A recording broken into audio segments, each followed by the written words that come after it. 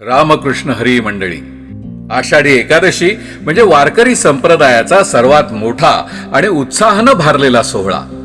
आषाढ महिन्याच्या सुरुवातीपासूनच भक्तीनं अवघा आसमंत भारून जातो. आषाढी एकादशीच्या दिवशी लाखोंच्या संख्येनं वारकरी भक्त पंढरपूर मधल्या विठ्ठलाच्या दर्शनासाठी दाखल होतात. पण ज्यांना पंढरपूरची वारी करता आली नाही त्यांचं काय?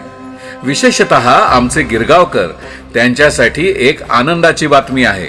या वर्षी विठ्ठल रखुमाई स्वतः आपल्या गिरगावात भाविकांच्या दर्शनासाठी येणार आहेत. होय होय, अगदी खरं आहे. गिरगावच्या हृदयात असलेल्या वैद्यवाडीच्या ऐतिहासिक विठ्ठल मंदिरात यंदा आषाढी एकादशी आपण धूमधडाक्यात साजरी करणार आहोत.